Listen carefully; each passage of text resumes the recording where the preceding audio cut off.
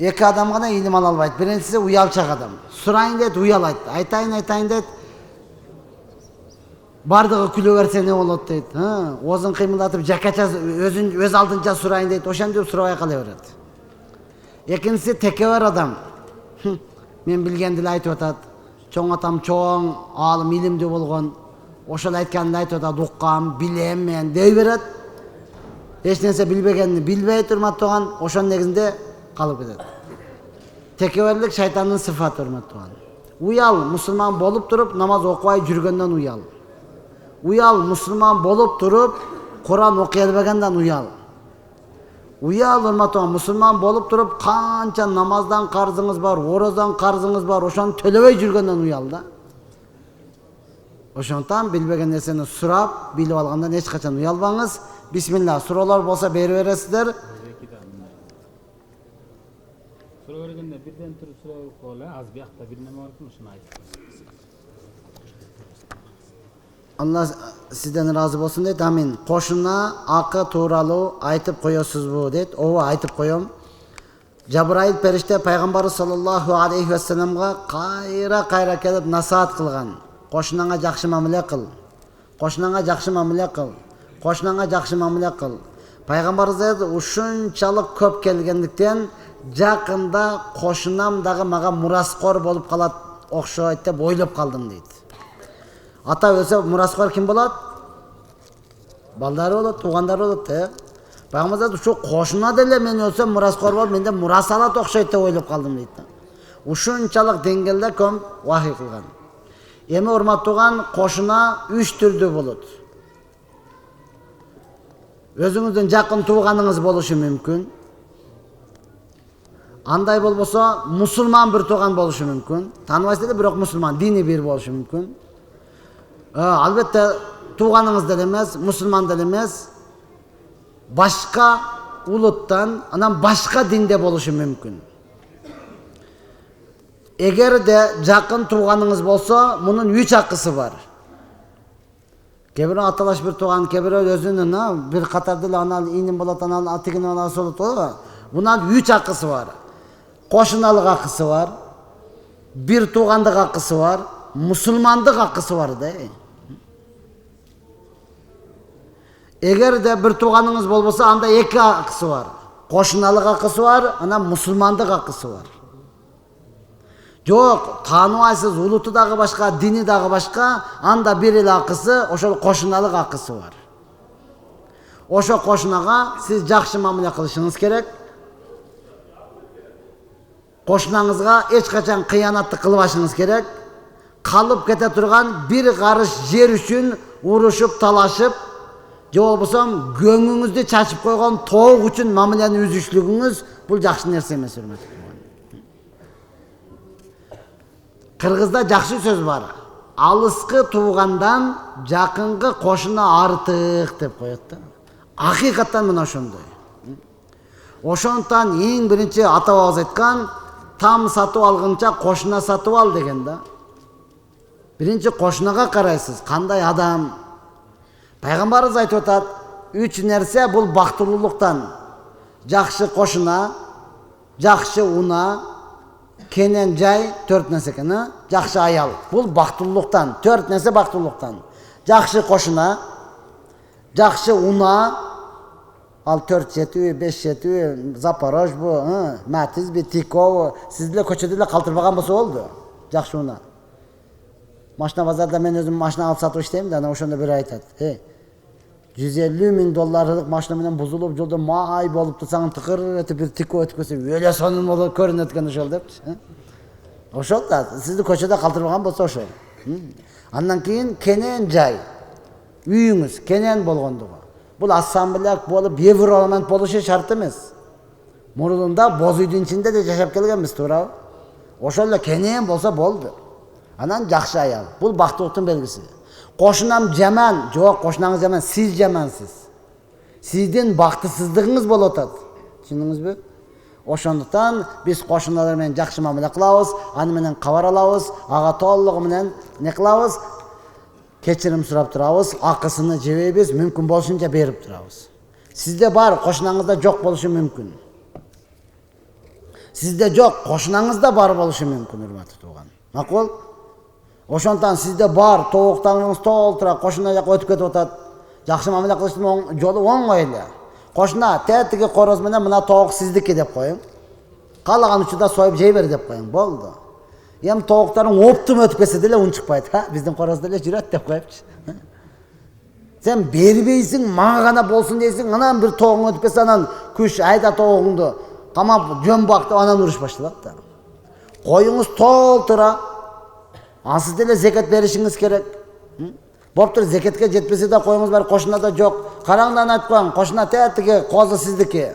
Каалаган учурда алып союп жей бериңиз. Мен бага берем деп коюң. Болду. Өзү карайт кое коюңузду, малыңыздычы. Өзү күндө келип көз салып турат го. Сиз жака өтүп кетеби? Эмне кылат кеңири? Бардыгы мынаны малга салып койчу деп өзү берет го, урматтуу тууган. Мамиле кылсаңыз болот. Мына ошондон кошунага өтө кылдат мамиле кылыш керек. Кошуна менен өтө не кылыш керек? Жакшы. Сиз эгер берип турсаңыз, үйүңүздү кароолчу кошуна өзү эле болот. Шартчы эле неге келдиң? Кошуна үйдө жок. Алар ары бери келбейт дейт. Не жүрөсүң биякта депчи. Туурабы? Тууганыңыз келип каралбайт, урматтуу. Эң жакшысы ошол кошуна. Ошон менен тил табышып, ошон менен жакшы мамиле кылыңыз. Аял киши үйдө оронбой эле жүрсө болобу? Кайната, кайнага, кайнелери үйдө болсо. Жок, кайната, кайнага, кайнелери үйдө боло турган болсо, оронбой жүрсө болбойт. Оронуп жүрсүн. Ооба, булар жок, өзүнүн үйүндө огороду тосулган, каалагандай жүрө берсин.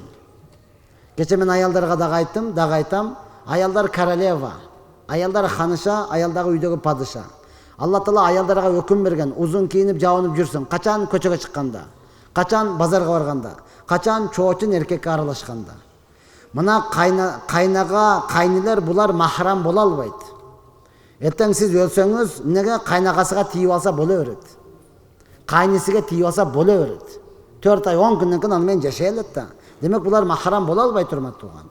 Булар менен жалгыз калыштыкты өзү пайгамбарыбыз өлдү деген да, халак болду деген. Түшүндүңүзбү? Бизде деле өтө жаман сөздөрүбүз бар го. Жаман сөздөрүбүз бар. Бир саны ошонуку дегенчи. Ошондуктан булар менен жалгыз калганга болбойт. Булардын арасында эмне кылган? Ачынып, чачынып жүргөнгө болбойт, урматтуу тууган. Толук жабынып жүрсүн. Өзүнүн үйүндө эч ким жок. Булар күйөөң, өзүңүздүн балдары, оозуну кыпкызыл помидор кылып боёп алсын. Боло берет. Көзүнө капкара жүзүм кылып боёп алсын. Боло берет. Чачыны тым эле пушкин кылып салсын. Сиздин келишиңизге таптаяр болуп турсун да. Боло берет. Макул? Булар королева. Ошон үчүн шариатка киргизип атат. Үйдө эч ким жок, оянып жүрөт, кайсыл бир чоочун адам келип дарбазадан шыкалап караса, көзүнө оюп алсын дейт да. Бизде буга амал кылынат, гашта жүргөндө гана амал кылынат да. Карба көзүң оюп алат депчи. Гашта гана амал кылынат да, башка учурда амал кылынбайт. Бул аялдын ушунчалык кадыр баркы. Көзүнө оюп алды, кыямат күнү жооп бербейт. Балким көзү оюлган адам жооп берет. Неге уруксатсыз карадың депчи. Эми ачынып, чачынып оронбой көчөгө чыгып кетти. Оны жаш бала дагы карады. 90га чыккан абышка дагы карады. Ана кимдин келини экен депчи. Эй, карадыңыз го. Десе караган менен жүрөк жашта балам, сен түшүнбөйсүң деп атат да. Мен 18 жашар кыз болсом, жаңы келген келин болсом, мени 90дагы абышка карады, көзүн ойгула дегенге укугу жок. Эгер ойса кысас дейт шариат, анын дагы көзүн ой алган дейт да. Мына ошондон сиз эркексиз, аялыңызга жакшы эмне кылыңыз, караңыз, аялыңызга жакшы кийиндириңиз. Аялыңызга толук көз салып туруңуз. Карыз адам соопту иш кылса болобу же карызын төлөш керекпи? Албетте карызын төлөш керек. Анан соопту иш кылсаңыз боло берет. Эми соопту иш дегенде эмне? Буякта карызыңыз толуп, көчүңүздөн богуңуз куюлуп жатат. Аны мага чай ичип кой деп өзүнчө эле делебай болуп атасыз да. Мунуңуз өтпөй урматтуу тууган. Биринчи карыздан кутулуңуз. Пайгамбарыбыз эң корккону карыз болгон. Карыз бүгүнкү күнү адамдар карыз бергенге даяр. Бирок алган адам убагында төлөгөнгө даяр эмес да. Ошон үчүн эң жакшысы бербей койгон жакшыраак деп калды да. Ишеничке кирсеңиз, убагында берсеңиз, бардыгы эле даяр, эч нерсе эмес, керек болсо сурап тура бер дейт. Бүгін ошону убагында бербейсиң, убагында төлөбөйсүң, качасың, телефонду өчүрөсүң, недоступиңе коесуң, аркаңдан кууп келип үйгө кирген көр, биркимсе балаңды чыгарып атасың. Жок деп кой депчи. Ол дагы чыгат, жок деп кой деди деп. Уялгандан кетип баратат да. Анан кантип кийин карыз берет. Ошондон эң биринчи карыздан кутулуунун аракетин кылыңыз. Саид Нурси жөнүндө айтыңызчы дамылам дейт. Саид Нурси бул өтө илимдүү аалым болгон, өтө жакшы адам болгон. Албетте кийинки азыркы учурдагы шакирттери муну көтөрмөлөрүп, билип билбей эле өтө көтөрмөлөрдү дагы кээ-бирлери чын-чыныгы келгенде пайгамбарлык даражага көтөрүп беришти да. Көрүп турат, билип турат, зикирди толтурбасаң билип калат, урушат дегендей кылып элечи. Жок, биз сыяктуу эле машалла, албетте адам баласы болгон, өтө илимдүү болгон, өтө алым болгон, өтө такыба болгон, канчалаган шакирттери калган урматтаган, канчалаган ислам динине салым кошкон, агартуу иштерин кылган. Пайгамбар саллаллаху алейхи ва саллям айтат го, силер христиандардай Иса алейхисаламды көтөрмөлөп жүрүп Кудайдын баласы Кудай дей бергенде, мени дагы көтөрмөлө, мени Аллахтын элчиси жана кулу деп айткыла деген да. Мына ушундай урматтаган илимдүү адам, алымды алым деп айтыш керек, илимдүү эле айтыш керек. Анан эле оолия, астафырла, билип алат, зикир толбосоң, деп эле аны көтөрмөлөй бербей, туура мактасаңыз болот, такыба болгон, илимдүү болгон, алым болгон, өз учурунда өтө көп салымын кошкон десеңиз болот. Чектен ашпаңыз. Адам кафыр болсо, никени жаңылаш керекпи? Кафыр болсо, нике бүттү деген сөз. Нике жок. Никени жаңылаш үчүн ал өзү иманны жаңылаш керек. Биринчи иманны жаңылап, тооба кылдым, мен эми кайра кайттым муртаттыктан деп ислам динине кирсе, андан кийин албетте кайрадан жаңылаш керек. Тамам? Эгер динден чыгып кафыр болгон болсо, бүттү, талак түштү деген сөз. Кыз киши ата энесине жардан берсе болобу, күйөөсү бар, ошого акча адал болобу, күйөөсү билбеген, бирок өзү иштеп тапкан акчаны ата энеге болобу? Жок, күйөөсү бунда шарт бар, караш керек. Эгер күйөөсүнүн тапкан өзүнчө, аялын тапкан өзүнчө, экөө тапканы келип ортодон акча чыгарып, анан продукт ала турган болсо, анда болот. Камералар тартып атат, телефондо өчүрүп койсоңуз боло берет. Я Рабби. Анан не? Ушундай кээ-бир үй-бүлөлөр бар да, мен имам катарында айтам, кээ-бир үй-бүлөлөр бар, бир күн бир жума күйөөсү продукт кылат, кийинки жума аялы продукт кылат. Ушинткен жашагандар бар. Эгер ушундай кылсаң, анда боло берет. Жок, бардыгын эмне кылат, алып келип, немеси продукттан бир кыласыз, тапканыңызды күйөөңүзгө өйрөтөм болсоңуз, анда жакшы мамиле кылсаңыз, күйөөңүз өзү эле берет. Күйөөңүзгө жакшы мамиле кылып, алтыным, жылдызым, чолпоом, торпогум, сен баатырсың да, атамдар кыйналып атыр, кичине жардам берип койбойбу десең, болду, мага эле айтпайбы, деп эле өзү барып бере берет болчу. Ошого жакшы мамиле кылыңыздан, күйөөңүздөн сурап, иш кылсаңыз береке болот. Ассаламу алейкум, Алла разы болсун сизден, амин. Мен багымдаттан кыйналам, көп уктап калам. Көбүрөөк күнөөнү азыраак кылыңыз. Анан арабтарда айтат, нам бакиран, окум бакиран. Эртерээк жатсаңыз, эртерээк турасыз. Телефон чукуп, YouTube эч нерсе калтырбай жатынан таң атайын дегенде уктаган болсоңуз, албетте итке окшоп каласыз. Караң, хикмат. Мен мурда да айтканмын. Эркексиңби? Жабынганда кет жабынганда үстүңө эмне жабынып жатып атасың? Журкан, Багымда болду дегенде ошону ыргытып берген, тура калып элечи. Оолу фугургут, эшиктин алдынан жеңем көтөрүп келсин. Биздин арыстан турду, эркек депчи. Ошону ыргыта албайсың, анан жөн эле мактанасың да, эркек болуш керек депчи. Макул эркек экен десе, багымдатка болгондо катындан 5 метр бүрүшү ошонун астында жатасың. Тур десе таң аттыбы деп коюпчу. Көп ырыскыдан кур калышлык мына ушундан болот. Албетте түшүнүш керек, бүгүнкү күнү күн узун, түн кыска, туруш кыйын, урматтаган, күнөөнүн көптүгүнөн кыйын да. Эгер күн аз боло турган болсо, сиздин аз уктаганыңызга карабайт болчу. Аз уктаганың, күнөөнү азыраак кылыңыз. Анан албетте истигфарды көп айтыңыз. Астагфируллах, астагфируллах, астагфируллах ва атубу илайх көбүрөөк айтыңыз. Хикмат урматтуу турган, бүгүнкү бир карыш курсагыбыз үчүн убактыбызды дүйнөгө берип атабыз да. Бир карыш курсак үчүн өмүрүбүздү керек болсо берип атабыз да. Буту баспай калса көчүгү менен жылып жүрүп кол менен иш кылып атабыз да, туурабы? Хикмат, Аллах хасанада караң, койлар жылына бир эле жолтубат, Кой, бир эле жолтубат. аны союп жейсиз, базарга барып сатасыз, конок тососуз, тойлорго жетип барасыз, дагы эле көп да.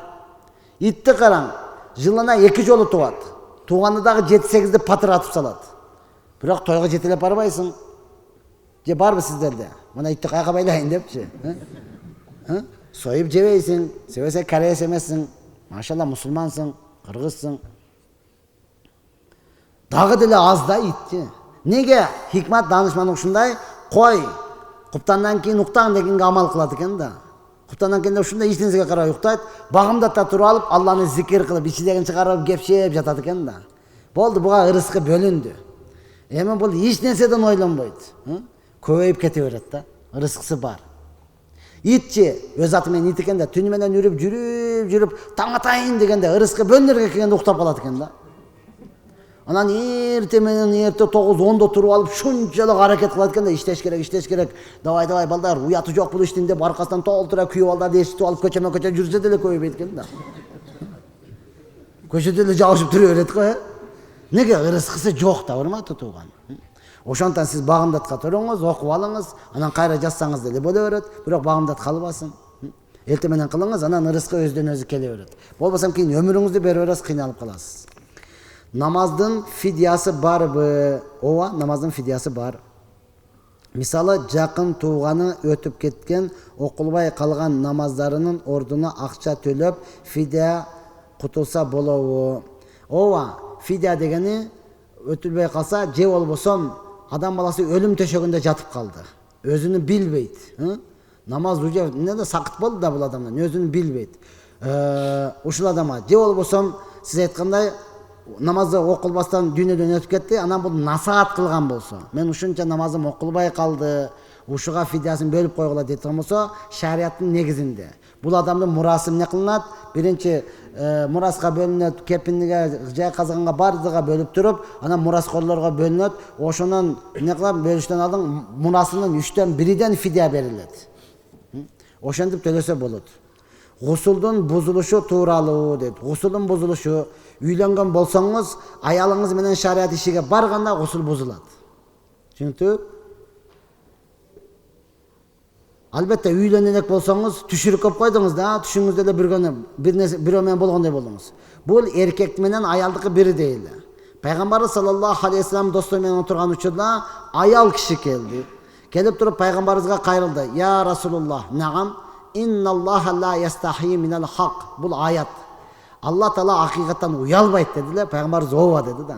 Сахабалар бардыгы даяр болду. Бул аял уяттуу нерсе туурасында сурайт экен депчи. Анан ооба сурай бер дегенде айтты, аял киши түшүндө бирөө менен болгондой болуп, анан кийин эрте менен турса, жуунуш керекпи, гусул алыш керекпи деди. Пайгамбарыбыз ооба, сууду көргөн болсо, кыргызча айтканда шалтак болуп калган болсо, анда жуунасың деди да. Ошондон Айша энебиз айтат, "Ни'ман нисау нисаул ансар." Эң жакшы аялдар булар ансарилердин аялдары болгон да. Негесе өзүнүн маселесини бир да калтырбай пайгамбардан сурап алышкан да. Этеккир мынча күн келсечи, манандай болсочу, анан мынчачы, мананча бардыгын сурап алышкан да пайгамбарыбыздан. Акыйкатта уялбай сураш керек. Мына ушундай гусул бузулушу, мына ушундай. Түшүргөн болсоңуз, аял менен ишке барган болсоңуз, бойдоксуз тыгын маршрутка чыккан болсоңуз, тизеңиз титиреп кеткен болсо, ошондо не кыласыз? Гусул аласыз. Албай жүрүп жин кирип кеткен болсо, ла ялуманна илля нафсаху, кыямат күнү өзүңдөн гана көр да. Түшүндү? Кээ бирөөдү машинка жүрсөң гусулум жок дейт го. Я Алла, кантип жүрөсүң гусулу жок, Жин уруп кете турган болсо өзүңдөн көр да. Оозуң кыйшайып кала турган болсо, тизең арканы карап кала турган болсо өзүңдөн көр, урматтуу тууган. Мына ошондуктан бузулган учурларда не кылабыз? Гусулду баттан алабыз. Ассаламу алейкум ва рахматуллахи ва баракатух. Сизди терең урматтоо менен биринчи суроо, менин жашым 27-де үйлөнөйүн дегем, бирок ата-энем чет мамлекетке барып иштеп кел деп жатат. Себеби кыргыздын каада салттары үйлөнүү боюнча акчаны көп талап кылат. Бул жерде деле шүгүр жумушум бар. Ай сайын туруктуу айлык алам. Бирок апам иштеп кел деп жатат. Анан элет кандай кылсам туура болот? Үйлөнүү же чет мамлекетке жумушуу дейт. Үйлөнгөнүңүз туура болот. Кыргыздын каза салтыны жок кылсаңыз оңой эле болот. Чөнтү кемпир чалдын тою деп коет го. Ошондой кылып эле үйлөнүп алсаңыз болот. Кемпир чалдын тойдай кылып элечи. Үйлөнөт дей турган болсо да даңгыра тоңгор газ эмне дейт, закиска чыгып анан чоң алсам жок, урматтуу тууган. Сүйлөшкөн кызыңыз бирөө менен сүйлөшүң, жеңелериңиз таап берсин, ошого айтың. Мен Кудайга шунча жөнөкөй эле кылабыз. Мен бир тойго бардым, күбө болдум. Тойду кыз менен жигит өзү чечип жүрөт. Сиз никах кыйып бериңиз деди, макул деп бардым. Баргандан кийин бизде чынында эле кыргыздын салты бар да, патинге жашытмайчы. Барганда эле күйөө айтып калды, патинге жашытса болобойт. Жок, астафырла, болбойт. Сен дагы чуркап кирип аялга айтты, болбойт экен, жеңелериңе айтып кой, дамыл айтты депчи. Аны айттым, дамыл айтты деп эле өзүңүн айта бер. Сен мага болду депчи. Анан барда никах кыйылып бүткөндөн кийин болду, эми мен буяка барып мындай кылсам болобу дейт. Өзү тойду ким чечет десе, мен чечем дейт. Мен үйлөнүп атпаймынбы, мен чечем деди да. Азамат экенсиң дедим. Сиз үйлөнгөндө жашаган сизсиз. Кыз менен сонун үйлөнүп алыңыздан ошондой. Мен деле үйлөндүм, ошо качан тоюм боло элек. Келинчегиме айтып коем, бейиште кылабыз. Туугандар чока чакырып кое бер деп. Бардыгы күтүп жүрөт, бейиште той кылат экен, жака барабыз депчи. Ошондой эле кылып алыңыз, урматтуу тууган. Оны ал жака барып Чубагажы устаз айткандай, ояка барып иштеп келем деп, нарагыңыз иштебей калса не кыласың анан? Барыга шүгүр кылыңыз дагы, мына ушундай эле кылып туруп өткөрө бериңиз. Биринчи жана эң акыркы бул жалган эле. Ооба, биринчиси үйлөнүп атканыңыз, турмуш куруп атканыңызчы, биринчиси. Бирок эң акыркысы ол шектүү да. Онан кийин дагы канчаны аласыз, о канчага тийип чыгат, Кудай билет. Ошондон жөнөкөй кылып эле не кыласыз, үйлөнөсүз дагы, керектүү нерсени кыз менен балага берсин. Ушундай тойлорду көрдүк, машалла. Кыз менен балага не кылам, калың деле эмес. Атасы бере турган балага, кыз бере турган балага. Мурда да айткам, караң, динсиз кафыр, миллионер үйлөндү, бир эле кой сойду, 20 адам чакырды, той бүттү. Месяц, медовый месяц деп коет го, ысык көлгө келди де. Келип кенен жатып, бар жокту көрүп, сонун экен, жыл сайын келип турабыз деп атат да. Бечара кыргыз, ысык көлдүк, кедей, үйлөндү, 500 адам чакырды, 20 та кой сойду, 200 та тоок, гриль. Той бүттү, медовый месяц Россияга жөнөдү да. Аялы менен кошочу. Onu dagı işeneyim bayke sizge, keliniz men baratам, точно таап бересе деп атып кетти да. Бары эми аялына кызганып, күндүз иштетет. Сен күндүз иштейсиң, мен түндө иштейм депчи. Ооба, аялы күндүз иштейт, бул түндө иштейт. Экөөгө ким иштейт эми? Ошентип жүрүп ажырашуу болуп атат да. Ата-энеңизге айтыңыз, жакшылап айтып, бардыгын көндүрүп, ислам диндеги шариатта көрсөтүп атканбызда өтө оңой, өтө жеңил урматтуу. Анан билгендей элим эмне дейт, коңшуларым эмне дейт, мен анан элдин алдында жер карап карамбы? Асман карай бер, мен анан түбөлөтүккө карай бер. Неге жер карайсың? Келеткенде эле анан туп карап туруп ал. Мына ошондой урматтуу, курок намыстан чыгышыбыз керек.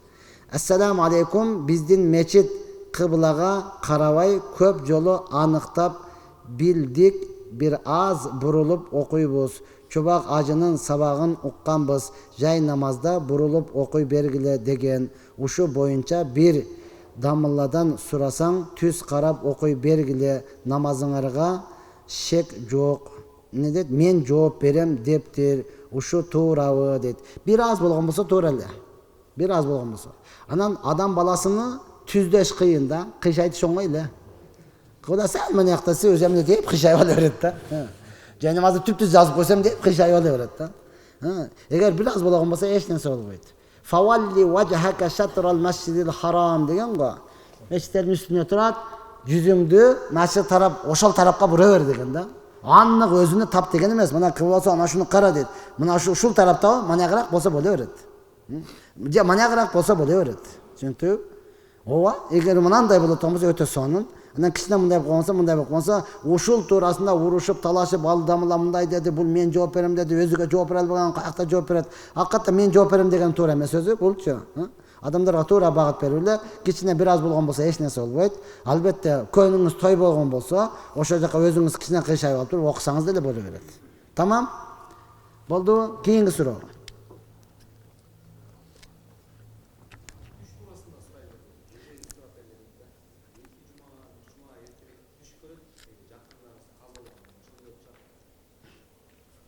ооба. Буга айтып коюң, түштүн дуасын окусын. Макулбу? Жаман түш көргөн учурда түшүп туруп, аузу биллахи минеш шайтанир ражим ва мин шарри ма ру'яты. Шайтандын жамандыгынан жана мен түшүмдө көргөн нерсенин жамандыгынан Алла өзүн сактасын десе, бул нерсе жок болуп кетет. Бул мен өзүм башымдан өттү дагы, анан мен өзүмдү авлия сезип калдым да. Көзө чын деле мен деле окуп айтканмын. Мен өзү түш көрбөйм. Анан бир күн уктап жатып түшүмдө энем өтө катуу ооруп атыптыр да. Туруп эле келинчегиме айттым, энем ооруп атат, сен каяктан билдиңиз дейт. Түшүмдө көрмөсөм, сиз түш көрбөйсүз го деди да. Жок, бүгүн түшүмө энем кирди. Дедим да, багымда токуп туруп телефон чалсам, срочно жетип келиң деди да. Анан самолетто алды бардым, реанимацияга кирип кетти, ошол жерден карап, Кудайга шүгүр, өмүрү узун экен, Аллах Таала шифа берди, азыр жакшы да. Анан ошентип жүрдүм, анан келинчегим деле таң калды, бул түшүдө көргөн деп элечи. Кийин анан Бишкекте самолет түшүп калды го. Анда эле түшүмдө көрдүм да. Турура калды эле самолет түшүп калды. Кайсы самолет? Бир самолет түшүп калды кысакасы. Деп эле нарак бирок кылсам, ошол түшүп калыптыр да. Анан өзүмдү ойлой сезип баштадым мен. Өзүмдү ойлой сезип, чотто мен түшүмдө көргөндө бардыгы да болуп атат деп эле анан издесем, көрсөм мен дуасын окуп айтканмын да анынчы. Дуасын окуп айтканмын. Андан кийин дагы бир ошондой түш көрдүм, дуасын окудум, болгон жок да. Ошондон эжеңизге айтып коюңуз, негизи бул өзү түшүң түлкүнүн богу. Ошентип коет го, жаман түш көрдүңбү түлкүнүн богу. Жакшы түш көрдүңбү, машалла жакшылыкка жоору. Болбосо ошо дуаларын окуп койсоңуз, ал жок болуп кете берет. Ал болуп келгенден кийин анан өзүңдү бир ак сүйөк сезип эле мага аян болуп атат, мага постоянно аян болот деп калат экенбиз да. Пайгамбардын сүннөтүгө ээрчип экендик мына ошол экен да. Пайгамбар да сүннөт көргөндөн кийин не деди? Я Аллахым, мени шайтандын жана түшүмдө көргөн нерсенин жамандыгынан сактагын деп дуа кылыш керек экен да. Азыр баардыгыбыз мусулманбыз. Заңгыраган машина, заңгыраган үйдө жашагыбыз келет, бирок үйгө киргенде кайсы дуаны окуганды билбейбиз да. Баардыгыбыз мусулманбыз, чоң машина 5 жет айдагыбыз келет, бирок машина мингенде кайсы дуаны окуганды билбейбиз. Баардыгыбыз мусулманбыз, кычырап кийингибиз келет, кийим кийгенде кайсы дуаны окуганды билбейбиз. Кыскасы жашай атабыз да, кандайса пайда ат деп коюп элечи. Ошондон үйрөнөлү баардыгын, аны үйрөнсүн. Акыркы суроо мына бул. Ассаламу алейкум, биз мамлекеттик жумушта иштейбиз, гос ипотека алалы дегенбиз. Жумуштан ипотека алгандарга айлыктан сырткары дагы төлөгөнгө жардам берип жатат. Мурда жардам жок болчу, ала берсек болобу? Мунун натыйжасын караңыз, гош жумуштагылардыкы кандай болот билбеймин, дагы такташыбыз керек. Натыйжасын караңыз, сизден жардам берди, айлыңыздан алды, ал бир немеге жылга бөлөт да баары, ушунча жылда кутулушуң керек депчи.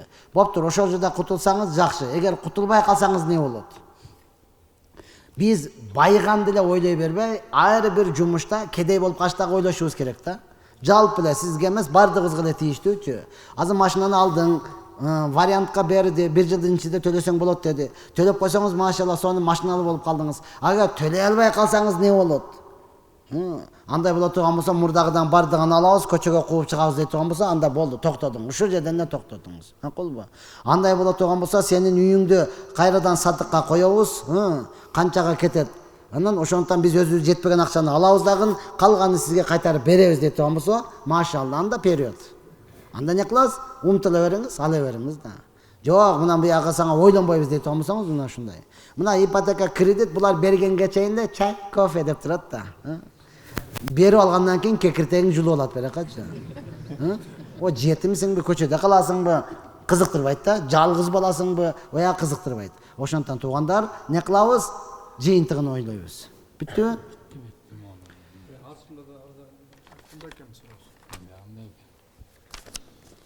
Кандайсыз устаз, Кудайга шүгүр, өзүм намаз окуйун, аялым намаз окубай жатат, дуа кылып коюңузчу, аты Нур Затет, Аллах Субхана Таала иманына күч кубат берсин, сиз буга кызмат кылыңыз. Мен дуа кылсам эле бул окуп кете турган болсо, өтө сонун болот го. Негизден албетте мусулманга кылган дуасы кабыл болот, качан ал мусулмандагы даяр болсо да. Мына ал ооруп жатат, ана мен дуа кылып атам. Кудай шифа бер дедим, бул дарысын издеп атат да.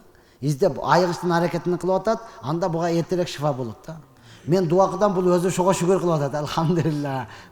Ушу сезон бүткөчө ооруу эле турсам депчи, ишке чыккысы келбей атат да. Жумушка баргысы келбей атат. Анда буга шифа жок да, урматтуу туган.